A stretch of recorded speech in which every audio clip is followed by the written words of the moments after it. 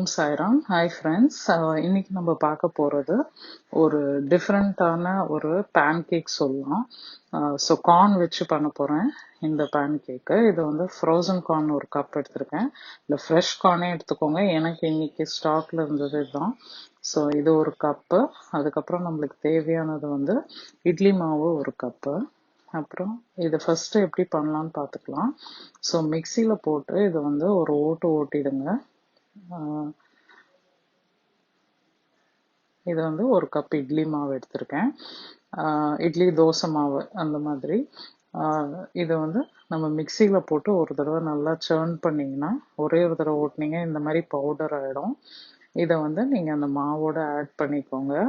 Add பண்ணிவிட்டு அது கூட வந்து ஒரு வெங்காயம், ஒரு பச்சை மிளகா ஃபைனாக சாப் பண்ணது இந்த மாதிரி அந்த மாவுலேயே ஆட் பண்ணி, கொத்தமல்லியும் ஆட் பண்ணிக்கோங்க ஃபைனாக சாப் பண்ணது.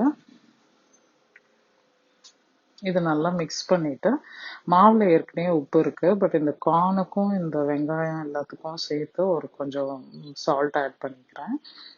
இதை வந்து நல்லா மிக்ஸ் பண்ணிட்டு கல் சூடு பண்ணி நம்ம வந்து சின்ன சின்ன பேன் கேக்ஸ் மாதிரி பண்ணிக்க போகிறோம்.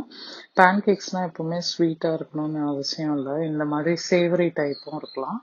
அண்ட் கார்ன் வந்து ஃபைபர் ரிச்சு. ஸோ அதனால வந்து நம்ம கிட்ஸுக்கெல்லாம் இந்த மாதிரி மாவில் ஆட் பண்ணி கொடுத்தோம்னா அவங்க டேஸ்ட் ரொம்ப நல்லா இருக்கும். இந்த மாதிரி குட்டி தோசையா, அதாவது குட்டி பேன் கேக் மாதிரி பண்ணி நீங்கள் வந்து சர்வ் பண்ணுங்க.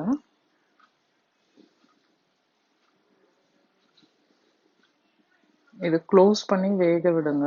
இது ஒரு லிட் போட்டு க்ளோஸ் பண்ணிடுங்க. அதுக்கப்புறம் லைட்டாக ஆயில் ட்ரிசில் பண்ணி நல்லா ஃப்ரை ஆனோன்னு எடுத்துடலாம். பாருங்க, இது நல்லா இந்த பக்கம் நல்லா குக் ஆயிடுச்சு. இந்த ஸ்டேஜில் நெக்ஸ்ட் சைடும் திருப்பி போட்டு ஒரு குட்டி ஊத்தப்பம் மாதிரி, பட் நம்ம பசங்கிட்ட பேன் கேக்னு சொன்னீங்கன்னா ரொம்ப பிடிக்கும் அவங்களுக்கு. இது ஒரு சட்னி இல்லைன்னா ஒரு டொமேட்டோ சாஸ் அந்த மாதிரி வச்சு சாப்பிட்றதுக்கு ரொம்ப டேஸ்டியாக இருக்கும். ட்ரை பண்ணுங்க.